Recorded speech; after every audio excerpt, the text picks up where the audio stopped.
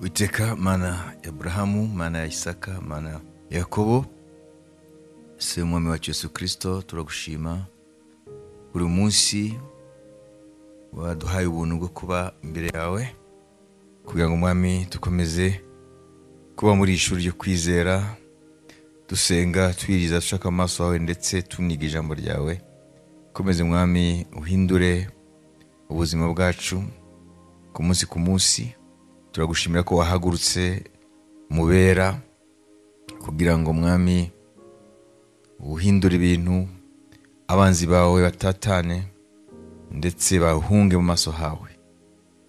Turagushima ko mu gihe nk'iki mwami ubwoko bwawe ukwiye kumenya ko uri hagati yabwo.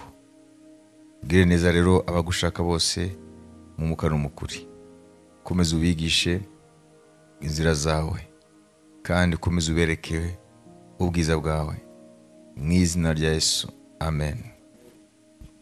Twari twavuze ko ese abera umusano rya kera nabo bari mu itorero, kuko itorero tuzi ko ryavutse ku munsi wa Pentecote. Witureba ijambo Yohana Mubatiza yavuze mu gihe bavuga se uri Kristo, yaravuze ngo ombeza ngo we ntabwo ari we mukwe, amen, lepu, kuko itorero ryitwa umugeni wa Kristo. Kristo akitwa hariho umugeni n'umukwe. We yavuze ngo je sindi umukwe w'umugeni, ngo je suis l'ami de l'époux, ndi inshuti y'umukwe. Bivuga ngo Yohana rero mumufate mu cyimbo cy'abariya bose. Murabona? Wala ngicyo gisubizo. Ntabwo ari cyanye cya Bibiliya. Murakoze. Amen. Kuko Yohana ntago yise umugeni, ntabwo ari mu mugeni, kandi yise umukwe, yise inshuti y'umukwe. So umugeni n'inshuti z'umugeni tuba turi umwe kwihereza, kuko yavuze ngo n'inshuti y'umukwe irishima. Igihe rero tuzinjira mu byishimo bya databuja, kuko muri asanse ngo ngwino mugaragu mwiza winjire mu munezero wa shobuja. Igihe tuzinjira mu munezero wa mwami Yesu Kristo, amen, n'inshuti nazo zizinjira muri uwo munezero. None tuzahita tuhinduka ubwoko bumwe bw'umwami Yesu Kristo. Rero twavuze ko Imana ni Imana y'isezerano.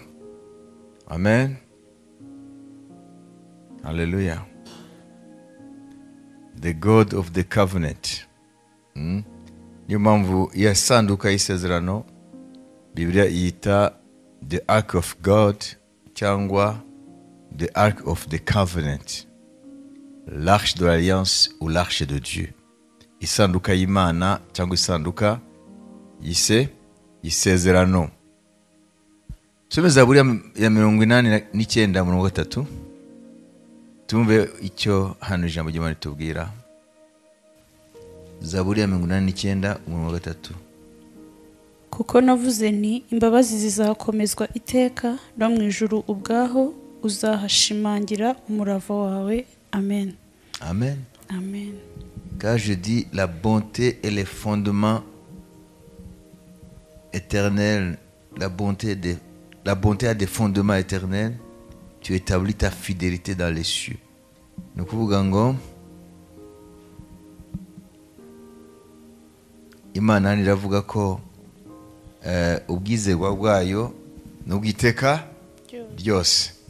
N'Imana igira isezerano ikarikomeraho. Imana ntijya yica isezerano, ahubwo abagirana isezerano nayo nibo baryica. Amen. Haleluya. Amen. Imana ntijya yica isezerano, ahubwo abantu bayo nibo bagenda baryica. Haleluya. Niyo mpamvu Imana yitwa mu Cyongereza the covenant making and keeping God. Covenant making ni Imana ikora isezerano. Amen. Covenant keeping God ni Imana ikomeza isezerano, ira keeping isezerano. Ntabwo Imana yica isezerano. Amen. Iryo ikoze irikomeraho, kuko yavuze hano ngo isezerano ryayo ni igiteka byose. Nako ubwizerwa, ubwizerwa mu isezerano n'ubwiteka byose. Amen. My faithfulness will stand as long as the heavens. Aha indi version muri Zaburi ya 89 umurongo wa 3 ni kuvuga ngo my faithfulness, ubwizerwa bwanjye, will stand, buzahagarara, unshakable, buzahagarara as long as the heavens, igihe cyose amajuru azaba ariho, niko n'ubwizerwa bwanjye bumeze, ntago buhindagurikana n'ibihe. Ni Imana idahindagurikana n'ibihe mu bwizerwa bwayo. Imana ishimwe. Imana ntizigera ihinduka kuba umwizerwa, na niyo mpamvu ari Imana ikora isezerano ikarikomeraho, ahubwo ni twebwe tugenda duhindagurika. Rero arageze ko duhaguruka buri muntu wese mu buzima we bwe, kuko Imana yahagurutse. Amen. Imana yahagurutse. Iyo ihagurutse rero ibintu bihindura ishusho, kuko abanzi bayo baratatana. Abanzi bayo, ababisha bayo baratatana, abanzi bayo bagahunga mu maso hayo. None se iyo abanzi b'Imana ibyo bari bishemo, twabonye ko abanzi b'Imana mbere na mbere n'abadayimoni, ibyo bari bishemo, kuko abadayimoni batatanye, bahunze mu maso y'Imana ko yahagurutse, umva ibyo bari barimo biguma kwa kundi? Oya, birahinduka. Amen. Niyo mpamvu y'Imana yahagurukaga mu Isirayeli mu gihe cyose bari mu isezerano, ibintu byarahindukaga, uburetwa bugahinduka umudendezo. Amen. Uburetwa bugahinduka umudendezo. Dore muri Egiputa, igihe Imana yahagurukiraga Farawo ngo imugondoze, imwereke ko ari Imana, habaye iki? Abari abacakara binjira muki? Umudendezo. Amen. Hari ibintu bibiri mukwiye kumenya Imana ishaka tumenya igihe yavanaga Abisirayeli mu buretwa. Abari abacakara, amen, baba une nation libre, baba a free nation, baba ubwoko bumudendezo, bava mu nzu Imana Egiputa yayise inzu y'uburetwa, bava mu buretwa bagira umudendezo. Si ibyo gusa, none bavuye mu buretwa bagaguka bakagenda, bagiye bameze bate? Ils ont dépouillé les Égyptiens. Dépouillé. Ils n'ont pas pillé. Ils ont dépouillé. Ni Imana yavuze ngo maintenant vous allez dépouiller. Nago bagiye ngo babibe. Imana avuga iti, Imana yafashe imitima y'Abanyegiputa. Amen. Noneho bafata amazabu n'iki byose bahaburiya bwoko baragenda. Ibyari ubutunzi bw'Abanyegiputa buhinduka ubutunzi bw'abari abacakara babo. None si Imana ishatse kwigisha iki? Kuva 12:35 na 36.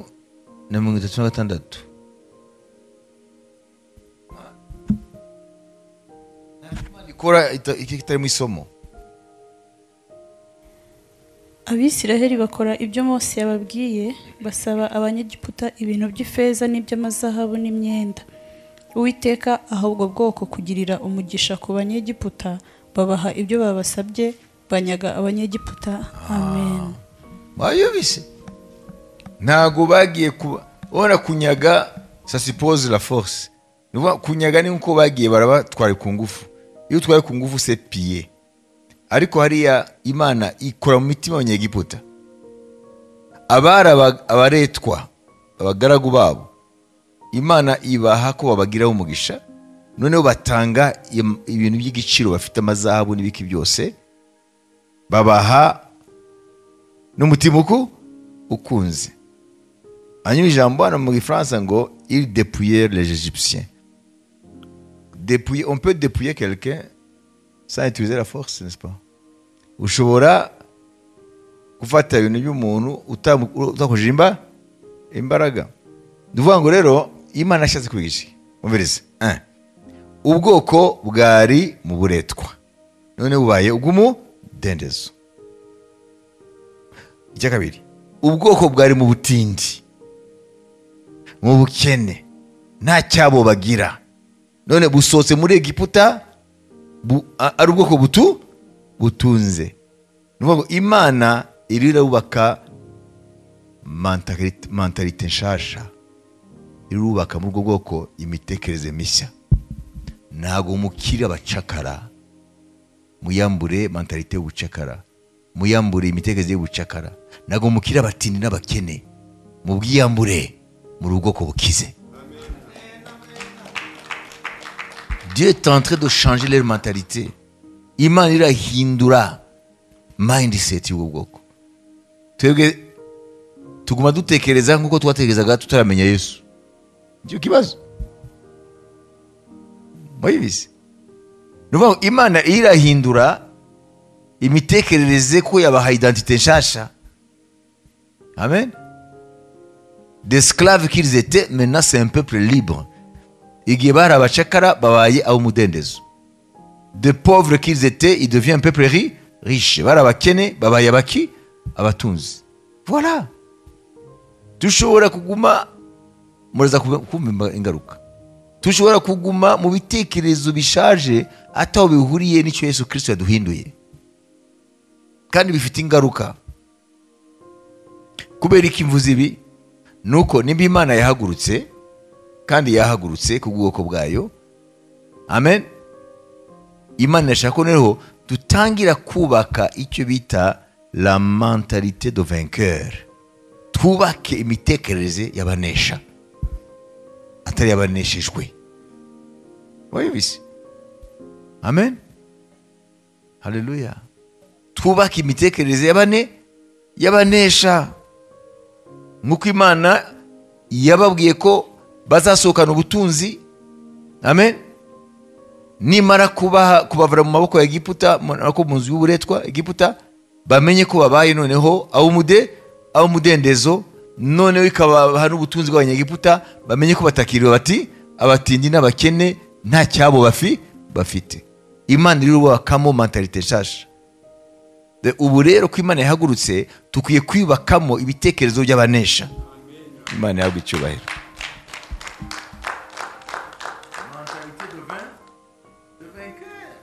Abaroma 8:37.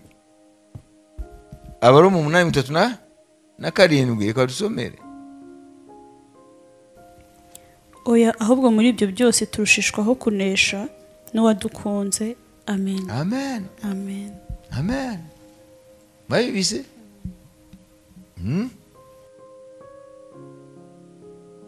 Il faut cesser. Nous devons cesser de nous plaindre. Tukwiye kureka kwitotomba, ou d'avoir des paroles de défaite. Cyangwa tukagira amagambo yo gutsindwa. Iyo bibaye gutyo, nous nous maintenons dans la médiocrité. Ouais?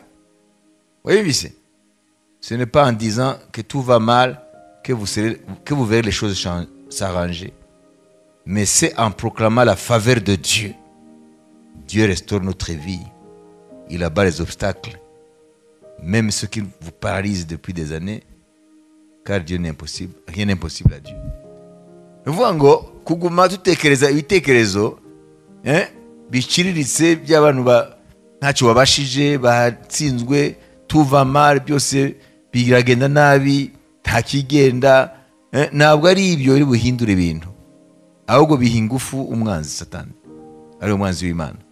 Ahubwo Imana iravuga ngo nimba nahagurutse mukaba mubyemera, nimutangire muyubakemo ibitekerezo by'abanesha, mentalité de vainqueur. Imana ishimwe. Imana yabwiye Gideyoni iki?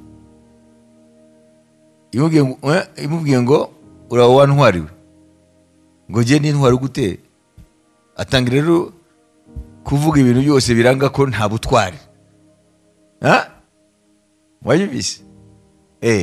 Hanyuma Imana yamubwiye ngo va avec la force que tu as, ngo haguruka ujyane n'imbaraga ufite, ni wowe uza kukiza Abisirayeli amaboko ya Midiyani. Wayibise? Uko niko Imana ivuga. Ntabwo Imana yinjira mu kiriro cyawe. Wayibise? Dore twebwe Abisirayeli turi munsi y'igitugu cya Midiyani. Umuryango wanjye ni muto mu muryango wahe? Wa Manase. Amen. Nanjye ndi muto, byose ngo ni bito ni bito. Mwayumvise? Ngo byose ni bito. Imvugo ya Gideyoni yari imvugo ya mesquinerie, ya mediocrité. Yari imvugo y'umuntu nta na kiringiro na gato gasigaye. No hope. Bari baraho nta byiringiro. Amen.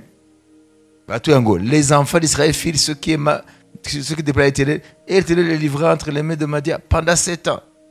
Josué dusomere abacamanza 6 umurongo wa mbere. Umve condition yari barimo. Ukomeze nujaka ugende udusomere ko twe turasoza, sibyo? Hanyuma ugere ku murongo wa 10. Abisiraheli bakora ibyangwa n'Uwiteka, Uwiteka abahana mu maboko y'Abamidiyani imyaka 7. Nuko Abamidiyani banesha Abisiraheli, batera Abisiraheli gushaka aho kwihisha mu bihanamanga byo mu misozi no mu buvumo no mu bihome. Kandi Abisiraheli barangizaga kubiba, Abamidiyani bakazamukana n'Abamaleki n'ab'iburasirazuba bakabatera, bakagandikayo, bagasiribanga imyaka yabo ukageza i Gaza, ntibabasigire na ruminja naho yaba intama cyangwa inka cyangwa indogobe mu Bisiraheli. Bazamukanaga n'amatungo yabo n'amahema yabo, basa n'amarumbo y'inzige. Ubwabo n'ingamiya zabo ntibyagiraga umubare, bazanwaga no kurimbura icyo gihugu. Nuko Abisiraheli bariheba cyane ku bw'Abamidiyani, bahera ko batakambira Uwiteka. Icyo gihe Abisiraheli batakambiye Uwiteka ku bw'Abamidiyani, Uwiteka abatumaho umuhanuzi, arababwira ati, Uwiteka Imana ya Isiraheli ivuze iti, nabakuye muri Egiputa no mu nzu y'uburetwa, nuko mbakiza amaboko y'Abanyegiputa n'amaboko y'ababarenganyaga bose, mbirukana imbere yanyu, mbaha igihugu cyabo. Ndababwira nti, ndi Uwiteka Imana yanyu, mwe kubaha imana z'Abamori bene iki gihugu murimo, ariko mwanga kunyumvira. Okay, mbere ko dukomeza. Amen. Muri iyo situation barimo imyaka ingahe? 7. Siko twasomye bari munsi y'igitugu cy'Abamidiyani. Byarubatse iye mitekereze muri bo, uburetwa, ubutindi. Amen. Nta kizahinduka, sibyo? Nta byiringiro. Ibitekerezo byabo bigaragara mu mvugo ya Gideyoni, turaza kubibona. Imana ituma umuhanuzi aragenda kubabwira, mu bisaye ikintu cyahindutse. Umuhanuzi siniyababwiye hari ikintu bakoze? No. arangirije avuga icyano ngo ntago mwumvise, ntago mwumviye Imana, niyo mpamvu byose byabayeho. Mu bisanzwe Imana yari itegereje iki kuri bo? Kugira ngo muri bo bahaguruke bati ibi bintu rero nimba ari twe twabiteje kubera ko twagomeye Imana, reka rero tugire gute twihana imbere y'Imana, Imana itugire imbabazi, niyo nzira nyine kutuvana muri ubu buretwa. Ariko nta nakimwe cyabaye. Ni nk'uko Imana izanye muganga akakwereka indwara, wowe rero ntabwo uvuga ati nakora gute ngo nkire. Donc le prophète est venu pour ni nk'umuntu aze gukora diagnostic aravuga ati dore rero uburwayi bwanyu. Ibibazo muri mo mwebwe si uko Imana ibanga, si uko Imana yigeze ibaheba, ahubwo mwebwe ibyaha byanyu nibyo bituma ibareka mu maboko y'Abamidiyani. Imana yitegereje kuri bo apana kurira no kwiheba, kandi kugira ngo bahaguruke bavuga bati rero nitwiyunga nayo binyuze mu nzira yo kwihana, nituyigarukira, amen, iratuvana munsi y'igitugu cya Midiyani. Ariko nta na kimwe bagize. Niyo ngo umuhanuzi yaravuze, arindira reaction, arayibura, arigendera. Uko Imana ifite urukundo, ibonye ko nta impinduka, nta cyemezo cyo kuvuga ngo bave muri situation, Imana none ntiyatuma umuhanuzi ko n'umuntu nkabo, ituma marayika. Noneho niho yamutuye kwa Gideyoni. Mwayibize komeza. Nuko marayika w'Uwiteka araza yicara munsi y'igiti cy'umwera cyari muri Ofura kwa Yowasi w'Umwabiyezeri. Umuhungu we Gideyoni yasekuraga ingano mu muvure bengeramo vino ngo azihishe Abamidiyani. Marayika w'Uwiteka aramubonekera aramubwira ati, Uwiteka ari kumwe nawe, wa munyembaraga we, ugira n'ubutwari. Gideyoni aramusubiza ati, Mutware, niba Uwiteka ari kumwe natwe, niki gituma ibyo byose bitubaho? N'imirimo ye yose itangaza iri he?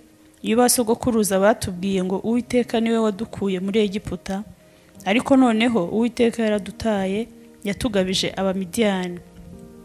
Nuko Uwiteka aramwitegereza aramubwira ati, genda uko izo mbaraga zawe zingana, ukiza Abisirayeli amaboko y'Abamidiyani, sinjye ugutumye? Gideyoni aramusubiza ati, ariko Uwiteka, Abisirayeli nabakirisha iki? Iwacu ko turi aboroheje mu muryango wa Manase, nkaba ndi umuhererezi mu nzu ya data yose. Uwiteka aramubwira ati, ni ukuri nzabana nawe, kandi uzanesha Abamidiyani nkunesha umuntu umwe. Gideyoni aramusubiza ati, niba mpiriwe mu maso yawe, nyereka ikimenyetso. Nushaka kurekeraho. Mwumvise ibiganiro bya marayika na Gideyoni? Mwumva Gideyoni amagambo avoma kanwa ameze gute? Nta byiringiro. Amen. Uriya muhanuzi yababwiye ikibazo, ariko Gideyoni wagira ngo nta muhanuzi yigeze abageraho. Ngo nimba Uwiteka ari kumwe natwe kubera iki ibi byago bitubayeho? Kandi Imana yatumye umuhanuzi ababwira impamvu. Mose atumwe ku Bisirayeli kugira ngo ababwire inkuru nziza ko igihe kirageze ko Imana ihaguruka ikaza ikabavana mu buretwa. Bibiliya ivuga ngo ntibigeze banamwumva, ngo kuko imitima yabo yaruzuyemo agahinda. Brewon, ngo les paroles de Moïse n'eurent aucun effet car leur cœur était dans l'angoisse. Bivuga ngo ubuzima turimo bwo busharire bushobora gutuma n'ijambo ryadutumweho ry'Imana rinyura mu gutwi kumwe rugasohoka mu kundi, tukigumira muri bwa buzima bwo gukubitwa na Satani. Kuko ijambo ry'Imana ritujeho, Imana iba yiteze kwizera, kandi kwizera ni movement y'Imana mu mutima w'umuntu, umuntu agahaguruka. Imana ihabwa icyubahiro. Haleluya. None Gideyoni baramubwira ati, uraho wantwariwe. Mwumvise ibyo yavuze? Avuga ngo twari bwahe, dore ko tumeze. Amaze kuvuga situation generale ya Isirayeli, ajya rero mu byerero mu byo gumihariko. Nk'umuryango wanyu haravuze ngo nurohereje mu Mose. Hano ngo c'est la plus pauvre. ngo ma famille, la maison de mon père, voici, ma famille est la plus pauvre en Manassé. Kuko nabo mu muryango wa Manase. Bivuga ngo urugo rwa data ni twebwe bakene mu muryango wa Manase. Je suis le plus petit dans la maison de mon père. Ngo nanjye ubwanjye ni jewe muto mu muryango wa data. Mu ijambo rimwe ubwo butwari umbonamo ntabwo wibeshye jya gushaka undi.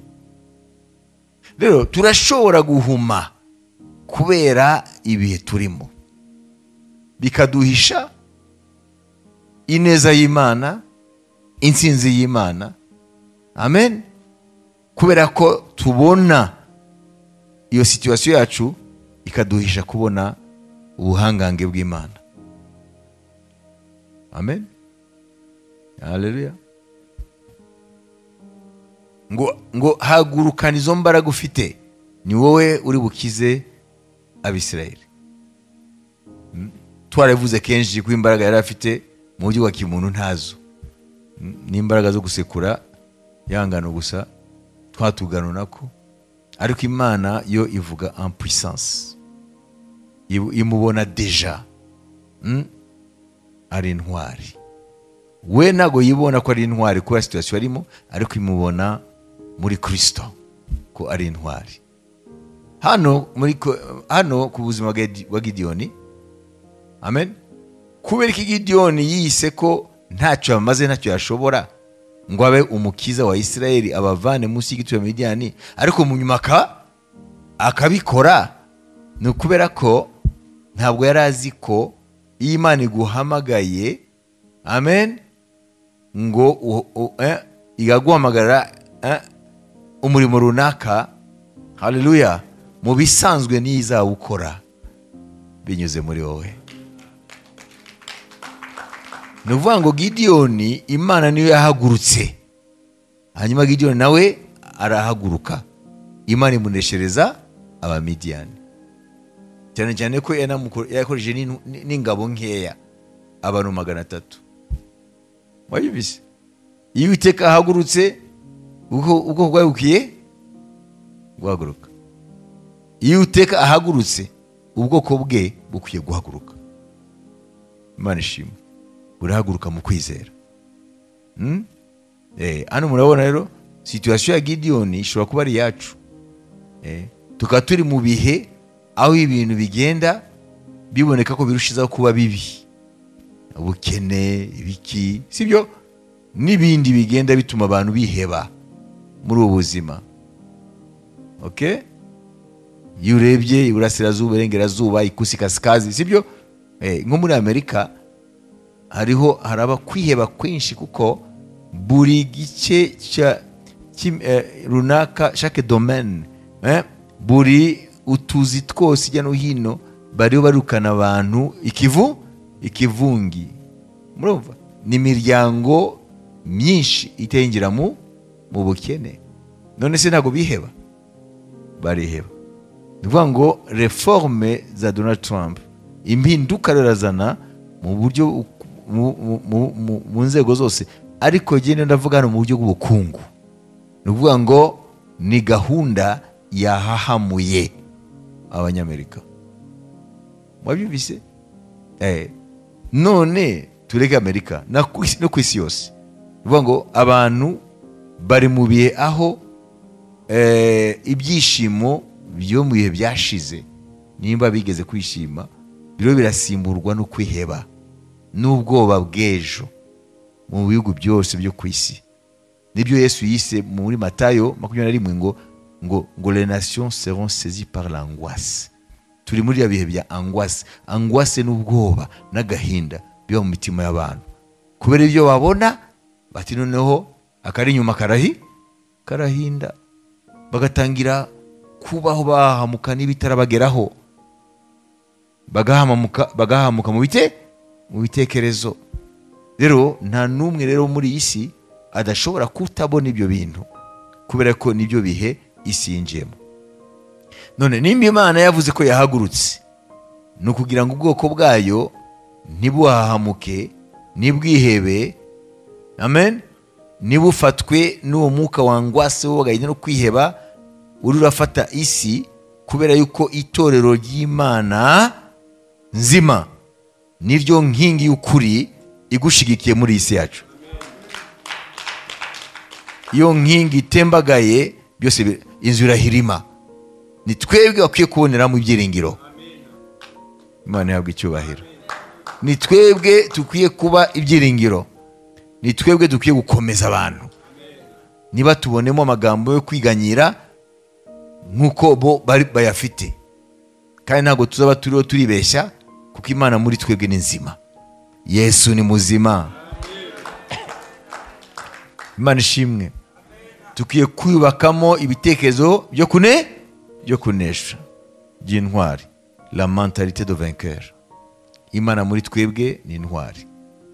Amen. Ni amahitamo. Nuhitamo kuguma mu bitekerezo byawe, fine, uzamuka nk'abandi. Nuhitamo kwizera icyo Imana ivuga, uzabona ko Imana itabeshya. Ariko icyo nakubwira ko ari danger iyo umuntu amaze igihe runaka mu bihe bikomeye aho atabona umucyo. Wabyumvise? Nta museke abona, akabona ko ari ibibazo bigenda byiyongera, amaherezo birafekta mindset ye, birakora ku bwonko bwe mu buryo nubwo icyiza yakibwirwa ntabwo akemera. Wabyumvise? Reka dusome ijambo ya nyuma mubyumve, hanyuma turangize. Rero ikintu nyamukuru niki? Ni mindset cyangwa état d'esprit, imitekerereze. Amen. Aho niho intambara irwanirwa. Imana ishimwe. Aho ni intambara irwanirwa. Mwibuke mukomeze mutekereze Gideon n'ibihe bari barimo. Umureta mumva ibiganiro bya Gideon na marayika ukuntu byari bihabanye. Wayibize? N'ukuntu mbere ko marayika atumwa yari yatumye umuhanuzi, ntacyo byatanze. Icyo Imana yari bitezeho ko bayigarukira ikabakiza amaboko y'Abamidiyani, Imana yarabibuze. Amen. Haleluya. Dusome hariya Kuva, nari babwiye ko katuwasome Kuva ibice 6.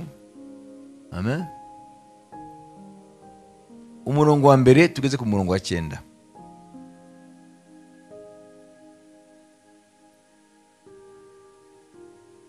Mukurikire neza, ariko turaza kwibanda ku murongo wa 9.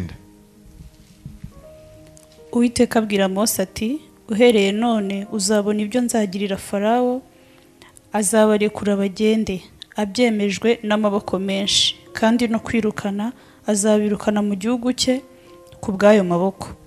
Imana ibwira Mose iti, ndi Uwiteka, kandi nabonekeye Aburahamu na Isaka na Yakobo, nitwa Imana ishobora byose, ariko sinabimenyesha, nitwa iryo zina Uwiteka.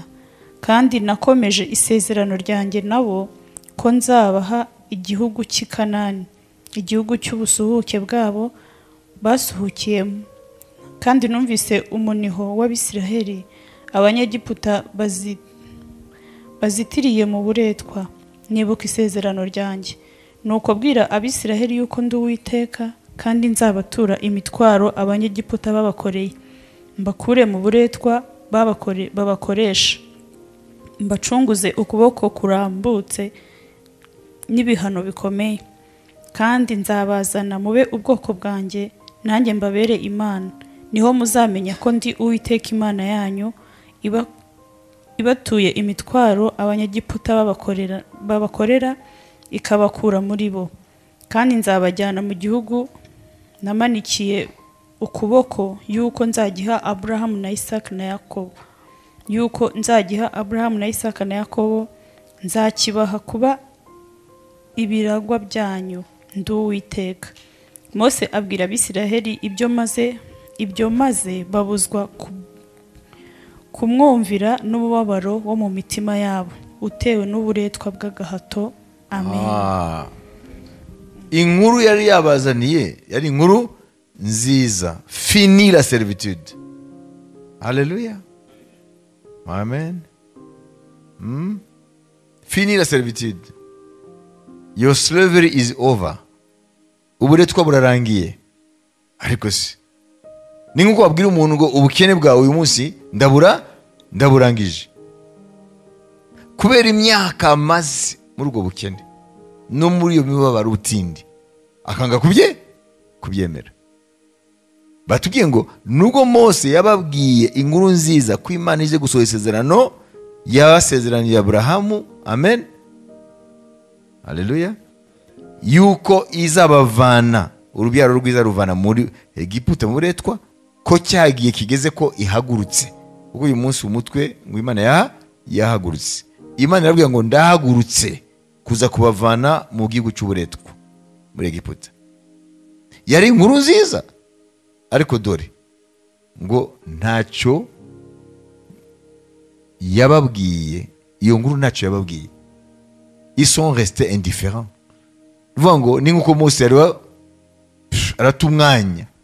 Bibiliya tubwira rero impamvu ni ibi.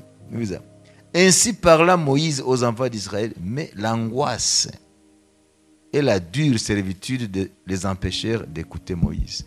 Ngo kubera agahinda, amen, bafite mu mitima hamwe n'uburetwa gukandamizwa bikomeye cyane bamaze mu myaka, wayibise byababujije kumva Mose. Natwe rero ibihe twaba turimo iyo tubitinzemo, amen, twisanga byaramaze kuba identite yacu, bihinduka ibituranga. Mu buryo nubwo Imana yadutubwira inkuru nziza yuko ibyo bihe bibi igira ibirangiza, biratugora kubyemera. Niyo mpamvu twavuze yuko Imana yahagurutse, ariko irashaka yuko tutangira kwibakamo ibitekerezo by'ubutsinzi, ibitekerezo by'ubutwari, ibitekerezo byo kunesha. Haleluya. Kuko Imana yahagurutse. Imana yahabwa icyubahiro. Kadusenge. Twavuze ko nimba Imana yahagurutse turaza gutangira kubona impinduka mu bantu no mu bintu, amen, kuko Imana yahagurutse. Wayibize bishobora kutagira ingaruka ku wavuye mu isezerano nziza, ndavuga, amen, ariko ku bantu bakiri mu isezerano biraza kugira ingaruka nziza kuri bo, kuko Imana yahagurutse. Abari mu ruhande rwayo ni ngombwa impinduka nziza iraza kuba. Naho abari mu ruhande rwa Satani, ko Satani n'umwanzi w'Imana, biraza kugira ingaruka itari nziza kuri bo, kuko Imana yahagurutse ibintu birasobanuka. Haleluya. Imana yahagurutse ibintu birasobanuka, ibintu byose bijya mu mwanya wabyo. Reka ndangize muri imbere gusenga. Imana yahagurutse, haleluya, Abafilisitiya baboneka ko ari Abafilisitiya, amen, n'Abisirayeli baboneka ko ari Abisirayeli. Dagoni aboneka ko ari Dagoni, Uwiteka akaboneka ko ari Uwiteka. Imana ihabwa icyubahiro. Cyangwa abatazi Bibiliya, ibigwamana biboneka ko ari ibigwamana, kuko babyiringira ntibibasha kubarokora, ntacyo byabamarira. Iyo Uwiteka yahagurutse, iyo Uwiteka yahagurutse, imbaraga zose abantu bisunze atari kwisunga Imana rurema, aho niho Imana igaragariza yuko bisunze umwuka gusa, bisunze umuyaga. Haleluya. Bishingikirije ibyo bita Samuel yabyise ngo les choses du néant, bisunze ibintu bidafite ubutabazi, amen, ubupfumu, indagu, sibyo, ibyubahiro, amafaranga, ibiki byose, ikimenyanye, ibyo byose iyo Uwiteka yahagurutse bihinduka useless, bitakaza imbaraga byashuka abantu ko bifite. niyo mpamvu Samuel yababwiye ngo nimutera Imana umugongo ngo muzahindukirira les choses du néant, muzahindukirira ibidafite umumaro. None Uwiteka yahagurutse, ibintu biraza gusobanuka. Ibigirwamana biraza kujya mu mwanya wabyo, n'Imana ije mu mwanya wayo. Haleluya. Kadusenge.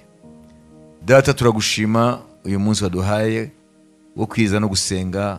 Turagushimira ko wahagurutse, kandi amaso yacu yaraza kubona impinduka muri buri bintu byose mu mpande zine z'isi.